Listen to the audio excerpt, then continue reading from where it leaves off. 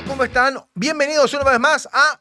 Se tenía que decir aquí en TEDx, por supuesto. Contentos con las visualizaciones que hemos tenido. Les agradecemos que permanentemente nos compartan, comenten, nos pongan like. Si están viendo la transmisión en YouTube, póngale like. Siempre se agradece. En una semana que obviamente ha estado marcada por la elección de José Antonio Kast como el nuevo presidente de la República a partir del día 11 de marzo del año 2026. Lo cierto es que el presidente electo ya está tirando líneas para armar su gobierno. Han salido muchos rumores respecto a quiénes podrían ser los ministros, etcétera, etcétera. Hoy tengo un subsecretario inminente en su regreso a este programa, señor Gabriel Alemparte. ¿Cómo está? Oiga, lo vi en el diario hoy día. ¿Qué pasó? Nada, pues... ¿Lo tiraron?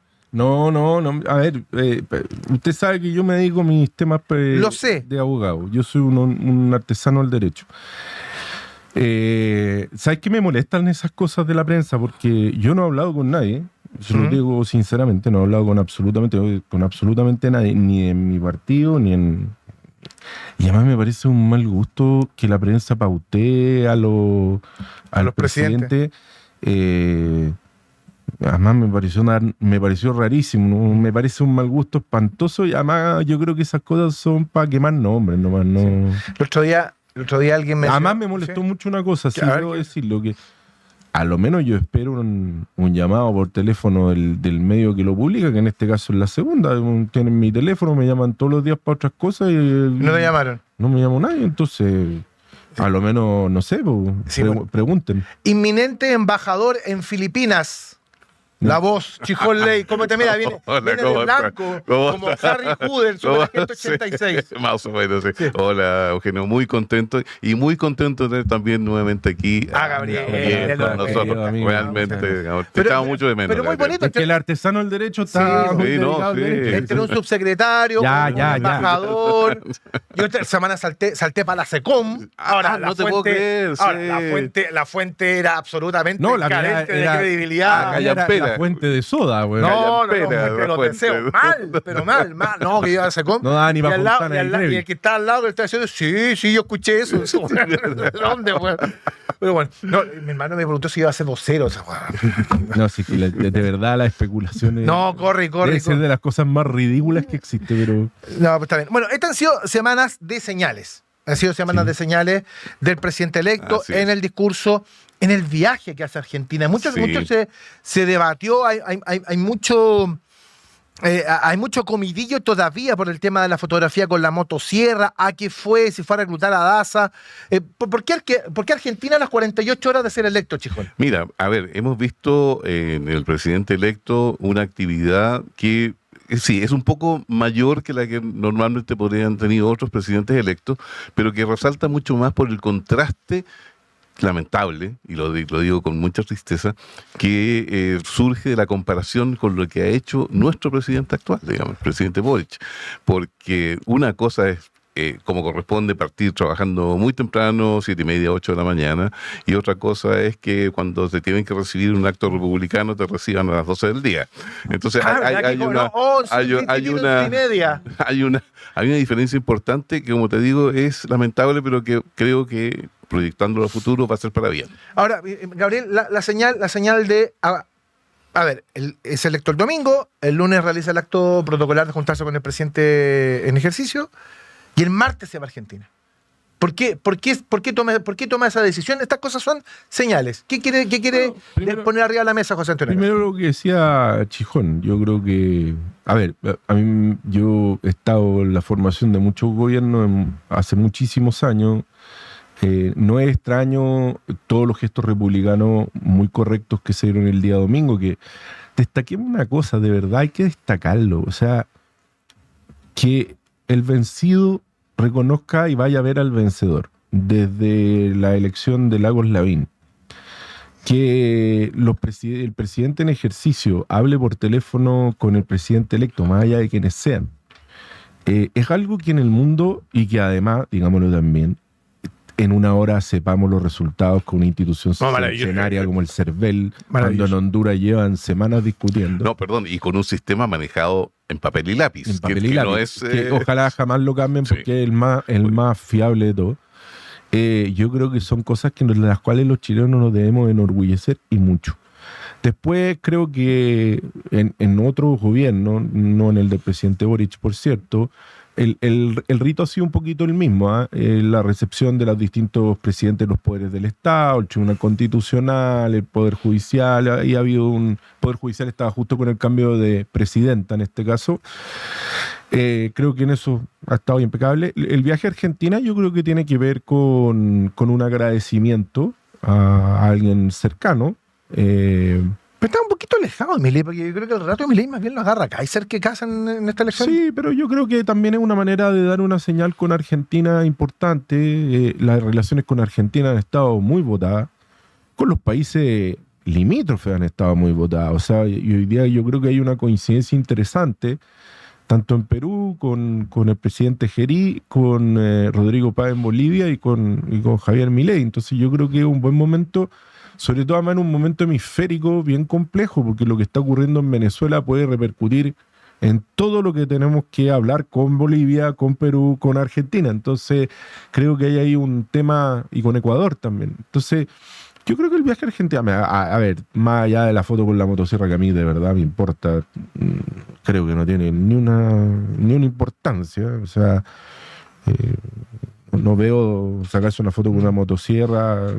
Además sabemos, conocemos lo histriónico que es Javier Milei. Lo performático que Lo performático, que más bien todo lo contrario al presidente electo. Que el discurso del día domingo, más allá de que era un discurso un tanto... bien deshilachado. Deshilachado, pero creo que fue un bonito discurso. Creo que hubo momentos del discurso que me parecieron sumamente bien conmovedores, de cosas que dijo, del reconocimiento a la vencida en este caso, del reconocimiento de un José Antonio Kast maduro, más tranquilo, distinto a la imagen que de repente, a la caricatura que se tiene. A mí me gustó el discurso, más allá de la forma, que de repente cuesta más pulir esas cosas, pero me pareció un discurso que tenía un contenido, un momento muy, yo creo, una frase muy decidora que me llamó mucho la atención, que es cuando él dice que su hija se acercó una vez a preguntarle si el mundo sería mejor si los políticos fueran todos de derecha, y él le dice que no, que hay políticos malos en la derecha y políticos malos en la izquierda. Yo creo que hay un reconocimiento de él a ser un presidente electo de todos los chilenos, y eso yo creo que desde hace rato con este gobierno saliente no nos pasaba a todos. La idea de convocar a distintas personas, a distintos grupos, a distintas coaliciones, yo creo que es una buena señal de un presidente que... Ahí hay otro elemento también que ahí podemos conversarlo, la austeridad. También es un tema. Bueno, la señal de la moneda, ¿no? De irse vía la moneda. Sí, mira, a todo lo que dice Gabriel, que concuerdo plenamente con él, yo creo que agregar un elemento que ha quedado un tanto opacado por la parte política del viaje a Argentina. Y es el siguiente. En Argentina se habla así, por el encuentro con Milei, la fotografía, de si Daza va a ser, José Luis Daza va a ser o no el próximo ministro de Hacienda, todo eso es político. Pero el presidente electo viajó acompañado de importantes empresarios. Sí. No solamente la cabeza de la Confederación de Producción y Comercio, la presidenta de la SOFOFA, sino que también empresarios mineros. ¿Y por qué? Porque en este momento, si nosotros hiciéramos un corte en la cordillera de los Andes, tenemos una enorme cantidad de capacidad y de emprendimientos mineros en el lado chileno y prácticamente hay cero en el lado argentino. Las razones no son para analizarlas en este momento, pero tenemos no solamente la experiencia, sino que tenemos la posibilidad de que con forma conjunta con Argentina podamos explotar una cantidad de yacimientos que ellos tienen, en los cuales no está pasando nada, y pueden salir por el lado chileno. Sí. Es bien interesante porque hay varias cosas que se mezclaron en el viaje. Lo de Daza, sin duda, se habló de un corredor humanitario, que el temor que hay en el gobierno electo chileno es que cerrando la frontera con Bolivia eventualmente esto pueda derivar a entradas por Argentina. Uh-huh. Entonces, ese es un tema que está siendo conversado, pero el tema de las señales de esta semana no está solamente dado por la recomposición de la relación con Argentina. Decía, Gabriel, este año uno empieza a mirar ¿Cuándo fue la última vez que estuvieron Milei con Boric? Nunca. Estuvieron en el 10 de diciembre del 23. A pasadito cuando el presidente no se levantó a saludarlo. De Rodrigo Paz, sí. Y nada más. Po. Sí. No, Entonces, y cuando Javier Milei asumió. Sí, el 10 de diciembre del 23. Sí. Pero Entonces, después de eso no ha habido ningún tipo de relación más. Entonces, además hay que decírselo, explicárselo a la gente, quienes hemos estado en el gobierno sabemos muy bien que la relación con Perú, particularmente con Argentina, tiene gabinetes binacionales cada muy poco. O sea, hay un montón de temas, bueno, está el Ministerio de Obras Públicas, un montón de temas diarios. O sea, que yo conversaba al menos 3 o 4 veces a la semana con mi par argentino porque había problemas con el paso de camiones, con el tema de la aduana, con el tema de los caminos. También muchas veces con Perú, con Bolivia también, en ese entonces. Entonces, la relación con los países limítrofes, además un país limítrofe donde tenemos una de las fronteras más grandes del mundo, es evidente, con 32 pasos priorizados, es evidente que tenemos muchos temas en común. Entonces, y temas diarios, son temas así... Todos los días pasa algo. O sea, son temas de cosas que no se puede pasar con un transporte, que hay gente que está en un bus, que hay un problema con la nieve en determinados lugares y hay que despejar los caminos, una cosa bien... Es bien frecuente. Yo quiero insistir en el tema de las señales. Más bien diaria, te diría yo. Sí. Bueno, hay el tema de las señales, porque, bueno, está la señal de la austeridad, que ya el presidente electo ya confirmó que va a ir a vivir al Palacio de la Moneda, y ha habido un gran debate respecto de esto. Que yo creo que son señales, Sí. pero quizás la señal más relevante a mi juicio es la señal política que está dando José Antonio Kast respecto de insistir y persistir en el relato del gobierno de emergencia, que es un relato que al actual gobierno le incomoda mucho, porque instala el relato de que estamos mal. Ellos juran de que estamos lo mejor. Ellos quieren instalar el relato que ellos normalizaron el país. Claro. No, o sea, lo desestabilicé y lo normalicé, ¿ya? Y esta señal Son como los bomberos pirómanos. Claro. Prenden el incendio y después lo apagan. apago. O sea, mira, lo apagué. ¿Ya? Pero más allá de eso, esa señal es bien interesante porque... Con respeto, mucho respeto a bomberos. Porque lo que ha dicho José Antonio Kast es, de alguna manera, o lo que ha hecho es sacar del debate, de la mesa de discusión, todas aquellas circunstancias que pueden eventualmente dividir el 62% que votó por el rechazo y el 58% que lo apoyó en esta segunda vuelta, que tiene que ver fundamentalmente con temas valóricos. Entonces, claro, él en ese juego permite el ingreso de un arco político muy grande al gobierno, como si un gobierno de emergencia, un gobierno que va por una cuestión práctica. En un gobierno práctico te cabe gente de demócrata, gente de amarillo, te cabe gente del Partido Nacional Libertario. O sea, esa señal también es muy importante como gobierno respecto de cuáles van a ser sus principales urgencias entrando al poder. Sí, efectivamente, pero también hay que hacer el punto y colocar el énfasis en que no es ese abanico que tú muy bien has descrito, no le acomoda exactamente igual a todos, ¿ya? Porque efectivamente la voluntad del presidente dice, por favor, vengan todos aquellos que quieran colaborar conmigo, desde amarillos hasta los nacionales libertarios. Y en los nacionales libertarios tenemos una cantidad de personas, fundamentalmente las bases, los militantes, que no estarían de acuerdo, y no lo voy a decir en condicional, no están de acuerdo en participar en una coalición tan amplia como la que está convocando el presidente. Y esto tiene que ver con la historia de los nacionales libertarios, tiene que ver con la salida de Johannes Kaiser en su momento de la bancada de republicanos, recordemos episodios que son recientes, y tiene que ver también con... Eso que tiene que ver, recordémoslo, que tiene que ver con el apoyo republicano al segundo proceso constituyente. Eso es lo que es el parteaguas de esta división en la derecha más dura. Y naturalmente que, digamos, volver atrás en ese camino, que es algo muy común para muchas personas en la política, porque está bien, reconozco que esto no correspondía para personas tan convencidas de sus elementos doctrinarios, no es fácil. No o sea, fácil. tú no ves gente de libertaria conviviendo con gente de demócrata. Yo todavía, no voy a decir con nombre y apellido, yo todavía no veo a Johannes Kaiser siendo parte del gobierno del presidente electo, José Antonio Kast. Bueno, los hermanos esta semana, Gabriel, Axel y Vanessa, dijeron, o sea, que no quiero que mi hermano termine siendo un fusible dentro del gobierno. Esa es una cosa, digamos. O sea, a ver, cuando sé ministro, sé subsecretario, jefe de servicio, es precisamente para hacer fusible Claro, el presidente. por definición. Por definición no es posible. Sí. Mira, a mí una vez, hace muchos años atrás, el presidente Elwin, cuando conversábamos, me contó cómo se había conformado la concertación y los 18 partidos. Eran 17. 17. Y llegaron a reunirse con él y empezaron el típico tironeo. Entonces Elwin los paró y les dijo: aquí ustedes me tienen que dar una garantía, el que fue electo fui yo, y por lo tanto yo corto lo que haya que cortar. Marcando una diferencia, esto es un aprendizaje del gobierno del presidente Allende.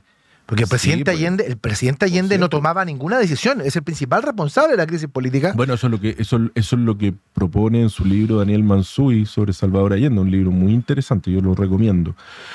Pero dicho eso, yo creo que efectivamente yo creo que estamos frente a una emergencia en varios temas. El tema migratorio, el tema de seguridad. Por mucho que los números, si Retis Dato estuviera aquí, diría que los números han bajado, y es verdad, en la Araucanía los números también han bajado, pero la violencia del delito todavía sigue estando muy presente. Una violencia... Está el pecado original de que al principio, cuando entra este gobierno, entró con el relato de terminar con los estados de excepción constitucional en esa zona. Bueno, no solamente los terminó durante el primer año. Recuerden, durante el primer año no los llevó. ¿No los renovó? Aumentó la violencia en la Araucanía, después los empezó a llevar.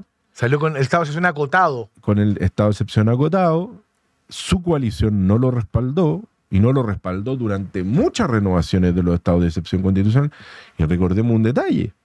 En el proyecto constitucional de 2022, rechazado por un número muy parecido al que eligió el presidente electo, ahí podemos hablar del tema de los clivajes que tanto se ha instalado. En ese proyecto de constitución se eliminaba el estado de emergencia constitucional. Sí. Y el motivo no era un motivo baladí, no era que se les olvidó. No, hay un acta, que yo la tengo por ahí, de una discusión entre ellas de Bárbara Sepúlveda, la convencional del PC, donde ella señalaba que se eliminaba el estado de excepción constitucional de emergencia porque lo que hacía era criminalizar la protesta. Entonces había una idea, una ideología detrás del por qué se prohibían los estados de excepción constitucional. Que es la misma pelea que hay por la RUF, porque la izquierda parte con la idea de la aplicación de la regla de uso de la fuerza de cara a una manifestación, no de cara al fenómeno criminal. Sí, es un problema que ocurre. Entonces yo creo que ahí sí tenemos emergencias. Tenemos una emergencia económica. No una emergencia con... A ver, a mí no me gustan esos dichos así como esas titulares de Chile se cae a pedazos. No creo que Chile se caiga a pedazos.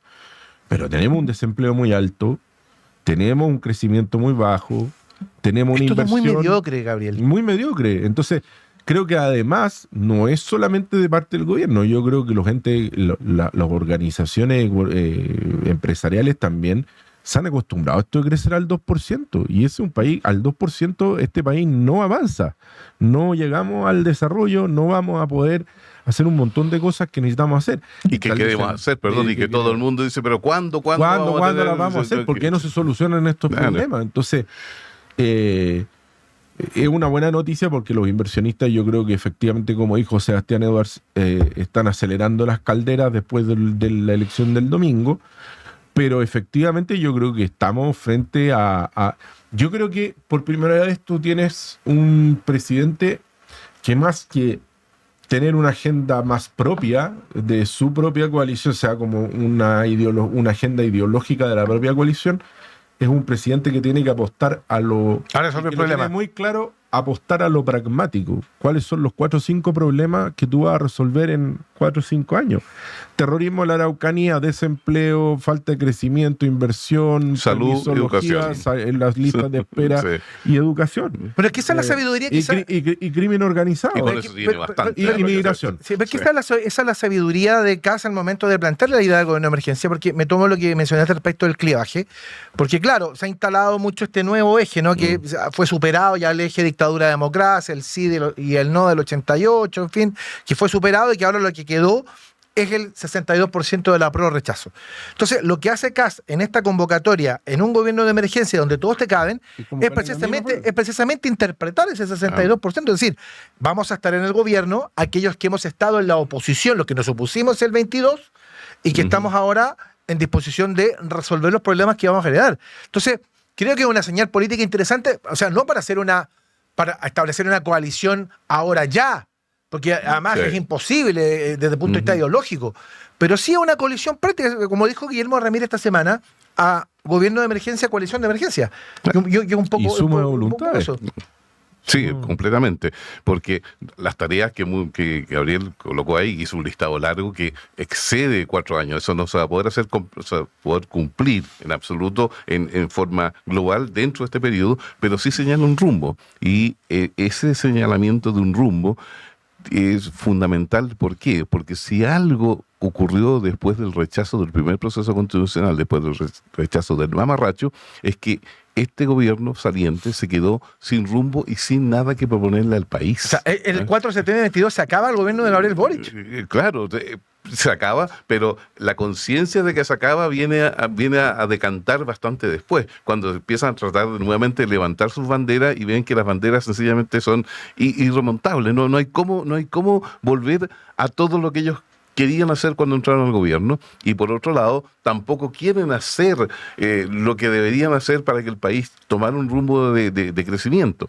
Fíjate que se habla mucho ahora de qué es lo que va a pasar con la izquierda. Ya vamos a entrar en ese tema. Sí. Pero una de las cosas que necesita hacer la izquierda no es solamente la famosa autocrítica. Ellos necesitan redefinir, repensar qué es lo que le van a ofrecer al país. Sí, y no lo han hecho todavía. Yo creo que es más profundo todavía. Pero a propósito de oposiciones, esta semana, y a propósito de la semana de las señales, insisto, hay varias señales. Está la Argentina, me voy a vivir a la moneda, tengo un gobierno de emergencia, me junto con todos los partidos, vamos a trabajar en eso, estamos armando el gabinete, nombres que van, esa es una señal. Pero la misma noche del domingo, gana José Antonio Kast y ya tuvimos el primer incidente en Plaza Italia. Un lote de 30, 40, que salieron. No pasaron ni 2. Claro, esta semana salieron personajes como Dauno Totoro, como Víctor Chanfró. Salió también la coordinadora feminista 8M manifestando algún tipo de... Entonces, ¿y fueron a ver a Monsalve? No, pero de alguna manera comienza como a rearticularse una oposición que... Uno puede buscar una oposición política, que ya lo conversaremos, pero la oposición de la calle es una de las cosas que de alguna manera está la sensación, la señal de que se está rearticulando, y hay mucha gente que le tiene temor a eso, y se pregunta mucho cómo va a reaccionar un eventual gobierno Kast frente a una calle revuelta. Con la aplicación de toda la ley, con la aplicación de toda la fuerza de la ley, va a ser un presidente que tiene herramientas que el presidente Piñera no tuvo para esto. La ley Nain Retamal, sin ir más lejos.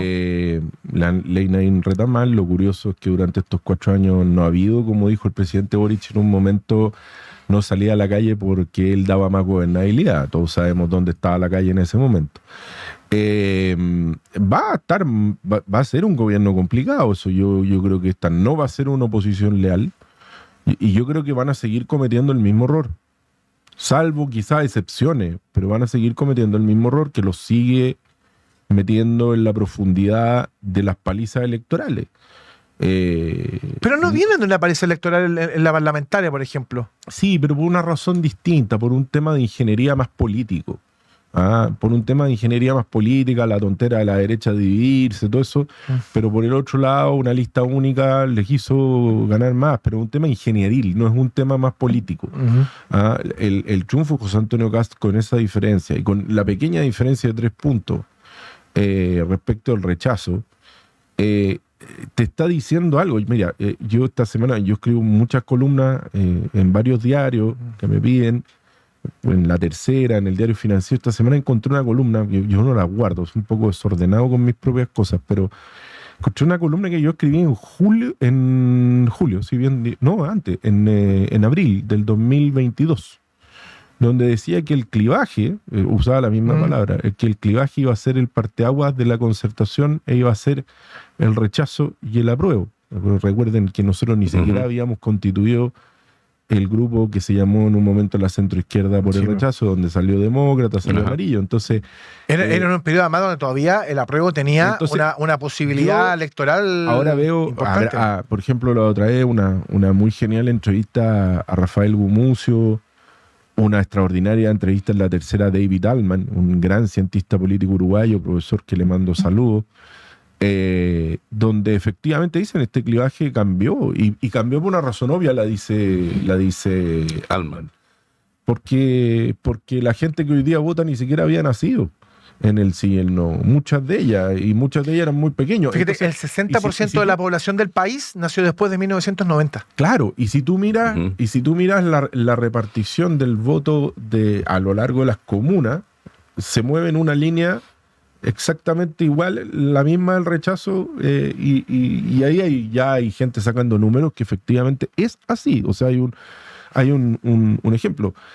Entonces, creo que lo que hay detrás de eso no solamente es la falta de autocrítica a la izquierda, sino que yo creo que la izquierda ni siquiera ha sido capaz de entender que hace mucho rato perdió el eje en esta agenda woke. Y la perdió, y no la va a volver a recuperar mientras no tenga, y va a seguir cosechando palizas electorales mientras no entienda que los acuerdos son necesarios. Y yo no veo una izquierda donde los acuerdos existan, porque esa izquierda desapareció. Vas a tener una izquierda dura, una izquierda en la calle, y vas a tener un Congreso donde ellos se van a oponer.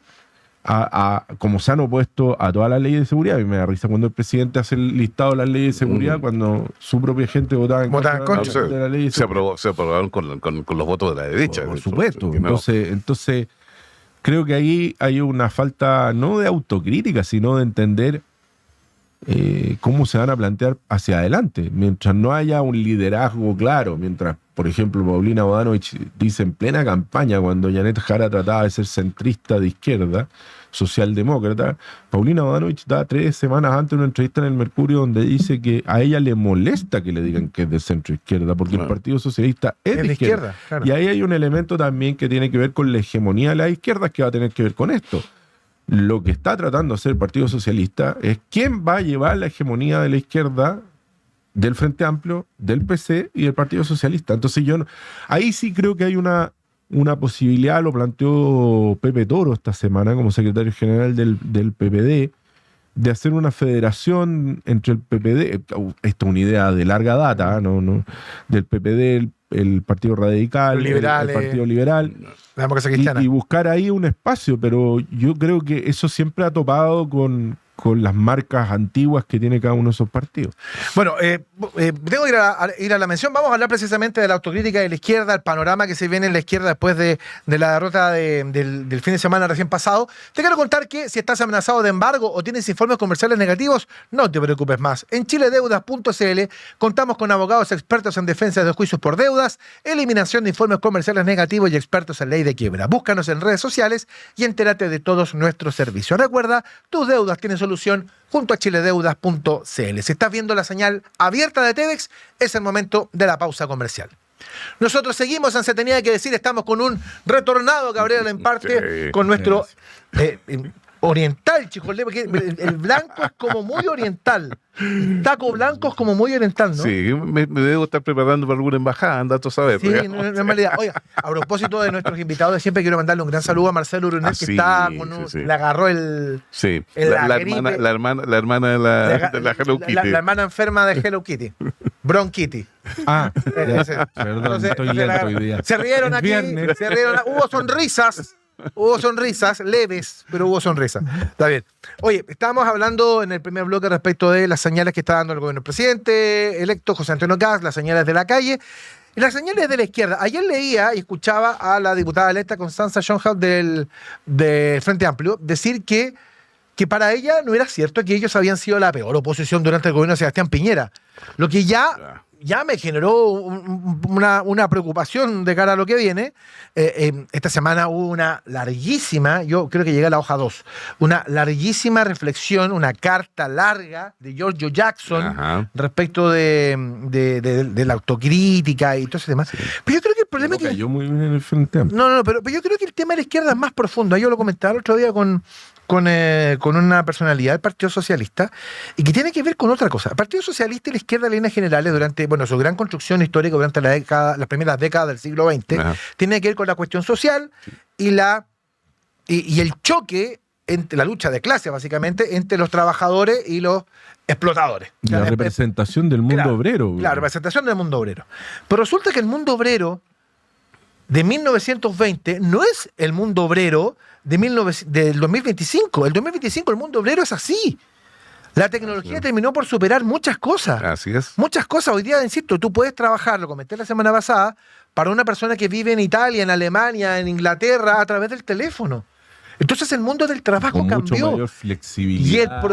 Y el problema al que se afronta la izquierda hoy día es que con la caída del muro de Berlín, con la caída de los socialismos reales, con el fracaso de la agenda identitaria que intentó de alguna manera tomar la CLO, seguir con las contradicciones. Y sí, se quitó. Claro, y terminamos por fracasar. Hoy la izquierda se encuentra completamente sin nada. Y recuerda un periodo intermedio, que es cuando la izquierda, el eurocomunismo de Berlinguer o de Santiago Carrillo en España, se renueva.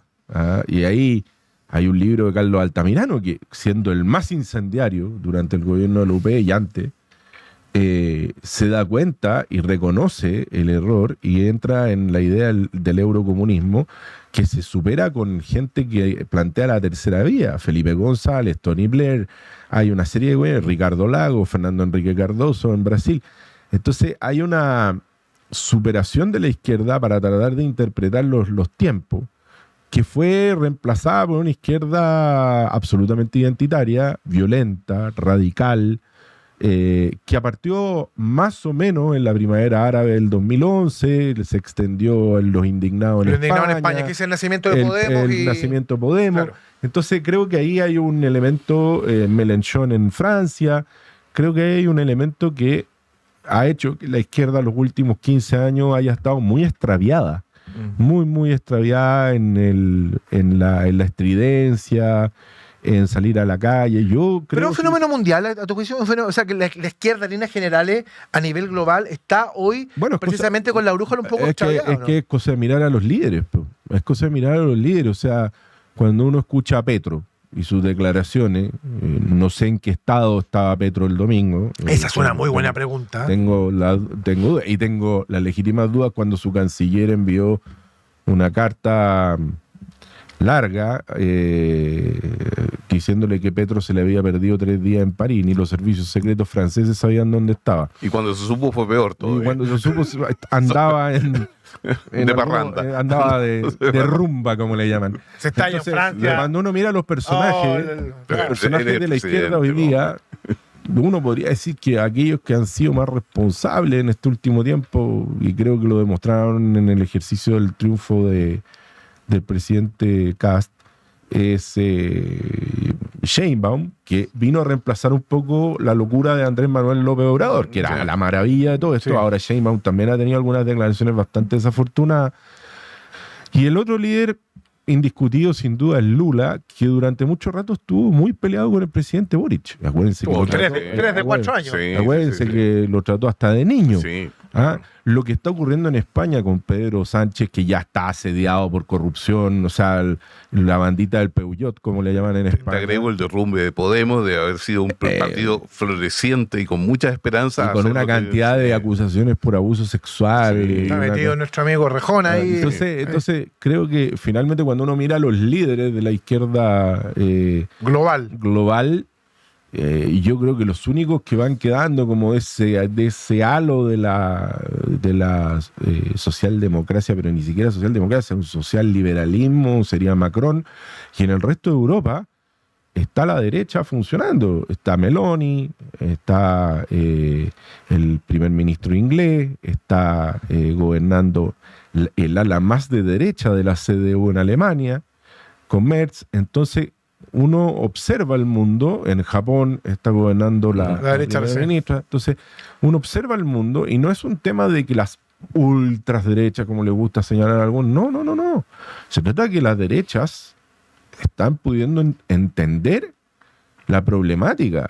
Trump entendió eso muy bien. Cuando tú miras el mapa de Estados Unidos, el mapa de Estados Unidos se pinta rojo, salvo en algunos distritos de California y algunos distritos de la costa este, donde vive la gente más ilustrada, más rica, más...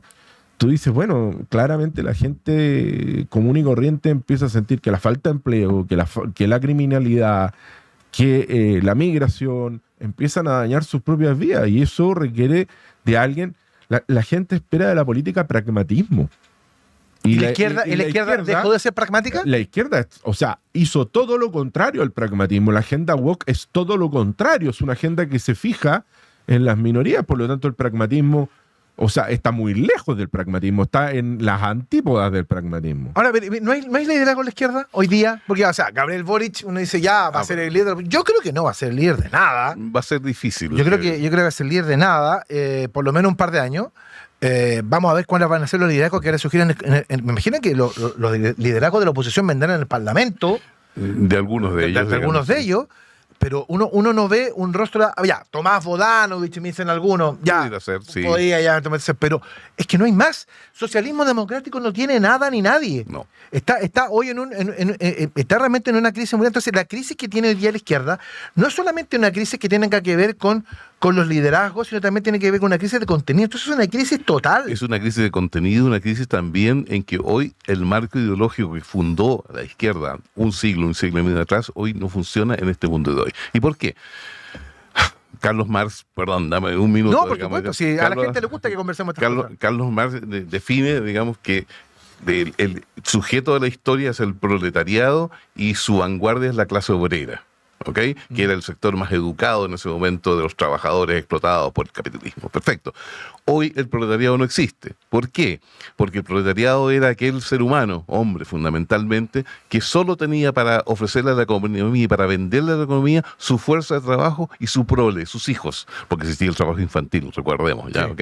Por lo tanto, ese ser humano que solo tenía eso para vender era la masa, gran masa explotada, perfecto. Yo concuerdo con la definición de ese capitalismo manchesteriano que existía en el siglo XIX.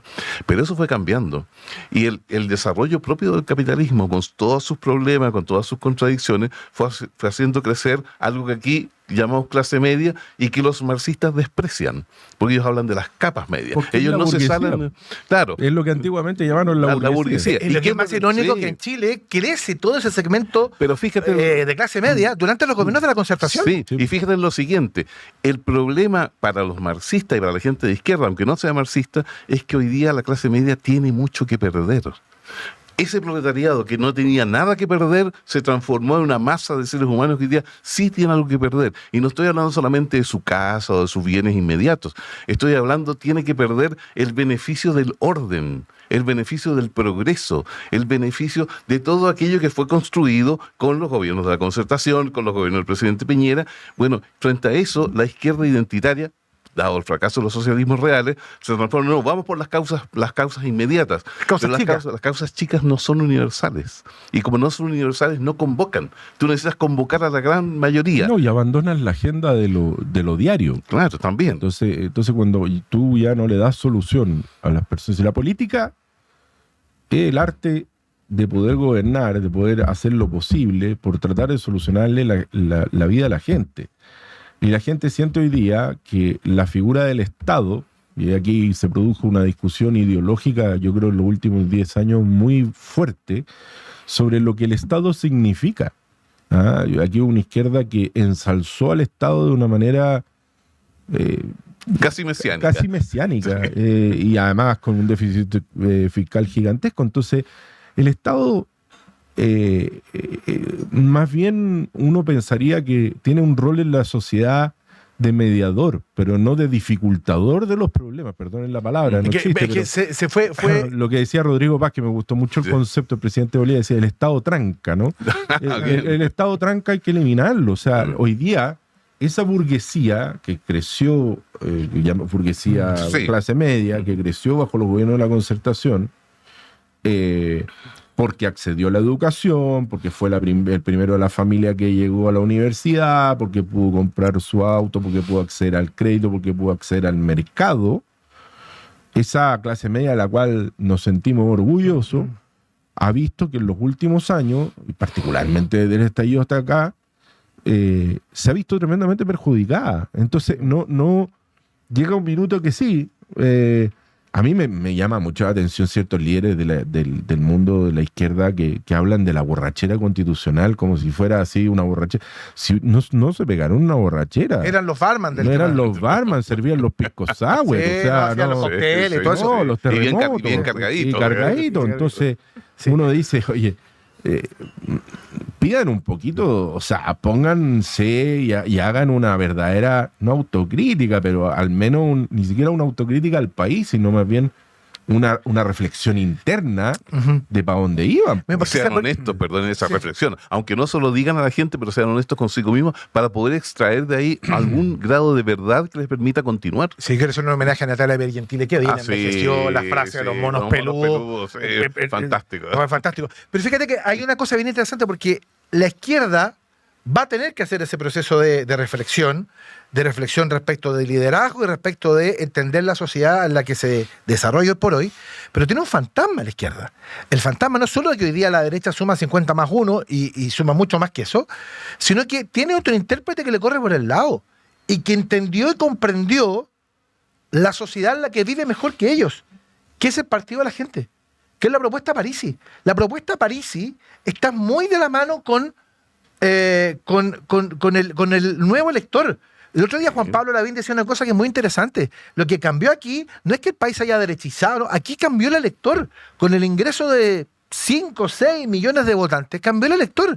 Y el elector tiene otro tipo de necesidades y es, insisto, la maravilla que hemos tenido en los últimos años es que teníamos unos bolsones de pobreza brutales, donde las casas se caían a pedazos, donde los cabros chicos andaban a pata pelada en el barro. Y eso ya no existe. Hoy día tienes una gran clase media que quiere mejores servicios, que quiere mejor trato, que quiere mejor salud. Que quiere emprender y que quiere tener perspectiva, que tiene ganas de formar parte del sistema y de florecer en el sistema. Y la frustración que produce el Estado que tranca es un problema. Te lo puedo decir brutalmente, quiere ganar plata. Y uno de los grandes problemas que tiene hoy la izquierda y que va a tener que definir para bien o para mal es si apoya o no apoya de corazón el desarrollo capitalista de la sociedad. No, porque yo ese es el problema, no hay otro. Es que ese es el punto. Yo creo que Chijón da en el clavo. Hace mucho rato la izquierda ha tenido distintas teorías en donde no ha podido reconciliarse con que el capital finalmente es muy relevante para la gente. Sí. O sea, de hecho, perdona, es el comienzo de los autoflagelantes con los autos... O sea, el momento en que la Concertación establece ese parteagua que yo decía el 2002, en abril, empieza mucho antes. Autocomplaciente y autoflagelante. Eso fue en el gobierno del presidente Lago. O sea, hacia fines del gobierno del presidente Lago, quien éramos autocomplacientes, lo estamos haciendo en la raja, pero lo estamos haciendo la raja con una cuestión en la que no creemos. Es una cosa en la que era más complejo lo de los autocomplacientes, porque era, estamos en esto, no creemos en esto, pero seguimos en esto. Y yo creo que en este gobierno eso ha sido maximizado por tener pega en el Estado, estando y sin creer nada. A ver, uno se junta con gente que trabaja en el gobierno, yo no sé cómo trabajan en el gobierno. Están en desacuerdo con todo, entonces uno dice, bueno, y si estáis en desacuerdo con todo... Que básicamente tiene que ver con las culpas de algunos sectores políticos respecto de cómo se llevó adelante la transición. O sea, en el fondo que seguiste adelante con el modelo económico de la dictadura, seguiste adelante con la constitución de la dictadura, la cuestión funciona, la cuestión a la gente le gusta, a la gente le gusta, la cuestión crece. Oye, pero ¿por qué les gusta esto? Entonces hay un tema de culpa y de por medio. Hay un discurso también de la izquierda que ha sobreexcitado y sobrecalentado ya demasiado el tema de la dictadura. Estamos a 50 años del golpe de Estado, más de 50 años. Verdad y justicia evidente, y buscar a los familiares de detenidos y todo eso es un elemento importante en una democracia. Que se hizo. Que además se hizo. Pero hay una suerte como de monopolio moral de la izquierda. A mí la otra vez me ocurría en Sin Filtros que Fidel Espinosa me dice, pero ¿cómo tú puedes estar apoyando a José Antonio Kast en esto, que es un pinochetista? Primero, el sí y el no ocurrió yo tenía 8 años. Luego le dije, perdone, pero el monopolio del buenismo El monopolio de los derechos humanos no lo tiene la izquierda. Lo tiene también la derecha. Y además le dije a usted, que compartió coalición conmigo, se lo dije a la Fernanda Villegas también, usted que compartió coalición conmigo, no nos vengamos a hacer los lesos ni los buenistas. Pinochet volvió por razones humanitarias de Londres y lo pidió un canciller socialista y un presidente demócrata cristiano. Así es. Al principio del gobierno del presidente Erwin se protegió a Erich Honecker con la Margot Honecker, que vivieron en La Reina hasta que se murieron. Entonces, sin pagar un día, asesinos de primera naturaleza. Entonces, este monopolio del buenismo, y que después se trasladó a las causas identitarias, este monopolio del buenismo, a la gente la cansó. Porque yo creo que, porque tú vas a un debate y lo primero nosotros en Sin Filtro nos reímos 10, 15 minutos para que apareciera Pinochet. Entonces, la otra vez había un cabro. Un concurso. Había un cabro ¿Cuánto nos demoramos? Yo lo enfrenté, empieza con el tema, que Pinochet, que usted, la dictadura.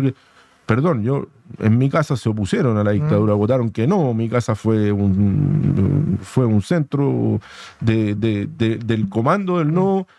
Mi casa fue allanada por la CNI. Por lo tanto, yo no veo la contradicción. La vida es larga, ha pasado mucho rato de eso.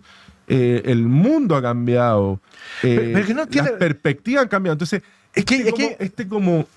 como monopolio de los derechos humanos, cuando además tú te encuentras con que el último año el Consejo de Defensa del Estado está llegando a transacciones brutalmente altas, que las pagamos todos los chilenos, y bien rápidas en caso de derechos humanos. Entonces, ¿hasta qué punto, como decían los argentinos, y no Milei, ni tampoco la derecha argentina? Hay un gran libro de un periodista argentino que se llama El negocio de los derechos humanos, en qué momento se convirtió en que hay abogados que ganan miles de millones de pesos por pedir indemnizaciones al Estado, que es un derecho, nadie está diciendo que no. Pero cuando esto se convierte como en una suerte de... Una industria, y además ese monopolio muy desagradable. A mí te decía, este cabro, un día empezó que Pinochet a los 10 minutos. Había nacido el año 2008, o sea, 2 años después de que Pinochet había muerto. Pinochet murió el año 2006, o sea, van a ser 18 años. Entonces uno dice, interesante como historia. Uno puede leer el informe de la comisión investigadora del primer gobierno del presidente Carlos Ibáñez y las violaciones a los derechos humanos que se cometieron ahí. Ojalá nunca más vuelva a pasar en Chile, pero está bien. Pero aquí también hubo un monopolio que llegó incluso recordemos lo que le ocurrió a Sergio Mico durante el estallido, a plantear acusaciones constitucionales contra el presidente de la República, una de ellas, por violaciones sistemáticas a los derechos humanos. La violación sistemática no es cualquier cosa. Que yo doy una orden para... claro, esto en el derecho internacional. La violación a los derechos humanos ocurre todos los días en el país. Un agente del Estado está ocurriendo en las cárceles, está ocurriendo en distintos lugares. Pero que la autoridad en una política de Estado, de exterminio, de instrucciones a agentes del Estado para que apliquen una política sistemática de violación de derechos humanos es algo que no ocurrió, y eso fue objeto de una acusación constitucional contra el presidente que estuvo muy cerca de ser aprobada. Entonces uno dice, ese monopolio a la gente la empezó a cansar, y el monopolio también de la violencia y de no poder resolver las cosas por la vía pacífica, democrática. Fíjate que es una cuestión que seguramente la izquierda va a tener que repensar y ver, porque el estallido social va a ser algo que lo van a tener pegado ahí encima, no tanto por el protagonismo, sino por haber avalado cosas. Yo otro día pensaba... La violencia acotada. Claro, o sea, ¿qué culpa tenían 2, 3 viejos que estaban arriba de un auto, que les patearon en el auto, se los escupieron porque no querían bajar a bailar? No, porque era entretenido, que ellos querían hacer la revolución así. Y les pareció simpático. Una diputada que dijo que le parecía simpático humillar a los adultos mayores. Gente que le pareció simpático, es fantástico andar diciendo que había centros de tortura en Baquedano y una serie de cosas. Entonces, como que una senadora electa. Entonces uno dice, bueno, esa izquierda todavía no hace una reflexión respecto de su actitud, no quizá como protagonismo de la violencia como tal, porque la violencia como tal terminó cooptando la manifestación legítima de la gente, pero aquí también hubo sectores de la izquierda política que coquetearon con la idea de sacar a un presidente de la República. Déjame agregarte un elemento respecto a esa clase media que está tan golpeada después del estallido social. esa izquierda ha tenido un desdén, un desprecio muy brutal. O sea, cuando se ganó el rechazo, era porque ellos eran la avanzada vanguardista que iba más adelante que el pueblo. Cuando gana José Antonio Cast, uno empieza a escuchar los mismos discursos, o sea, que la gente es idiota, que la gente no entiende, entonces un desdén, una mirada de la superioridad moral. Sí. Lo de Giorgio Jackson no es una casualidad, es una frase que marcó a este gobierno. Y que lo cree. Y que lo sigue creyendo. Sí. Y que lo sigue creyendo absolutamente, que lo sigue creyendo este gobierno. Sí. Oye, ¿qué tiene que hacer el socialismo democrático frente a esto? Lo decía hace poco Gabriel, están en la idea de, una federación, hay que separarse del Partido Comunista, del Frente Amplio, recomponer la concertación. El Partido Socialista hoy parece más cercano al PC que a ese núcleo. Por razones políticas inmediatas, pero no mirando el mediano y largo plazo. Lo que tiene, creo yo, lo que hacer la izquierda es recuperar la visión de crecimiento que va a ser un crecimiento y una modernización capitalista de Chile. Y eso es muy difícil de aceptar para ciertos sectores de la izquierda, porque va en contra de todo lo que le han jurado y rejurado y estudiado, y sus popes históricos les han dicho, no, el socialismo es el camino. El Partido Comunista probablemente va a seguir en eso, la jalatroika duró 3 meses. Eso, y además le van a pasar una factura. Y son minoría dentro de ellos, son los más, digamos, reformadores, son minoría dentro del Partido Comunista. El punto es que va a ser el Frente Amplio, porque yo preveo para el Frente Amplio un destino parecido al de Podemos en el tiempo, no inmediatamente, sí. Y sencillamente porque no son... A ver, una de las principales virtudes de un buen político es mirar la realidad como es, aunque no te guste. Y hoy día no veo en la izquierda, salvo algunos sectores como Pepe Toro, gente del PPD que están en esta nueva, ¿ya? Ellos no ven la realidad como es. Y la realidad es que hoy el mundo funciona en clave de libertad de mercado, de libertades individuales y de progreso personal. Y eso va muy, muy en contra de lo colectivista, de que vamos compañeros, formemos sindicatos, hagamos... No, o sea, es una... Perdón, lo quiero plantear en los siguientes términos, porque uno recuerda el año 89, por la caída del muro de Berlín, la disolución de la Unión Soviética en el 91, uno recuerda que probablemente la década más feliz de la humanidad, la década de los 90, entre el 91 hasta las Torres Gemelas. ¿Esta es una segunda gran derrota de la izquierda? O sea, no solo estoy pensando en Chile, a nivel global, a propósito del diagnóstico que tú hacías, Gabriel, respecto a que esto globalmente está marcándose así, esta es la derrota de la izquierda identitaria como proyecto político, ¿es una segunda gran derrota de la izquierda? Yo creo que la primera fue posterior a la Segunda Guerra Mundial, particularmente en Inglaterra, la izquierda fue corriendo un cerco cada vez más hacia la izquierda y eso terminó en una Inglaterra muy deprimida. En los 70, sí. Y eso fue superado con la dupla Thatcher-Reagan. Thatcher-Reagan, sí. Salvo excepciones de una izquierda que apostó por la renovación. François Mitterrand, un personaje que apostó a la renovación. Felipe González hoy día es extremadamente crítico del PSOE de Pedro Sánchez, al nivel que algunos han planteado expulsarlo, así como el presidente Frey, lo mismo, digamos, ¿no?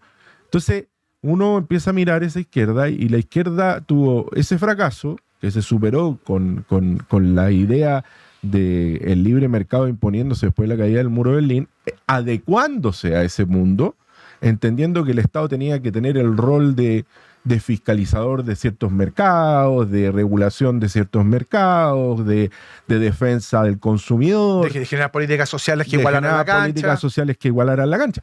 Pero cuando la derecha volvió a entrar y a solucionar los problemas que la gente le afligen y la izquierda se fue hacia los problemas identitarios, el fracaso es absoluto. O sea, es cosa de ver Podemos y la coalición Frankenstein de Pedro Sánchez en España.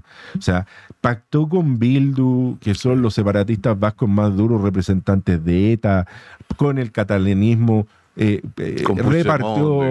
repartió indultos, y suena parecido, es solo coincidencia. Entonces, creo que ahí está el fracaso. La gente en Ecuador, lo que le pide al presidente Noboa es sea firme. La gente en Colombia, lo que veía Uribe era eso, y hoy día está desesperado con Petro precisamente porque las FARC han avanzado, porque el narcoterrorismo ha avanzado.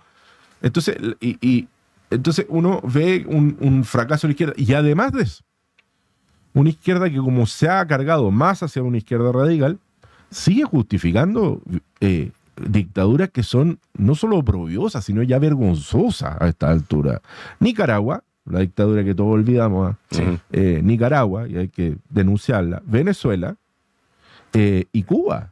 Oye, Cuba esta semana otra vez con problemas brutales con el tema de la electricidad. Hoy le escuché hace 48 horas a un diputado cubano hablando de las bondades del mercado. Yo no sé si ese diputado está vivo todavía, pero es una cosa muy compleja. Y ojo con Cuba, que pueden ir pasando cosas porque la crisis es brutal. Dicen que el apretón Trump a los barcos petroleros venezolanos está afectando Cuba.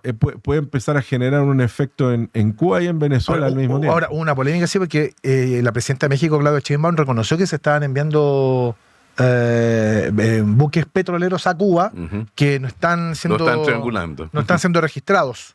Y no se sabe cuánta plata. Es todo un problema. Oye, así en un abrir y cerrar de cosas se me fue el programa.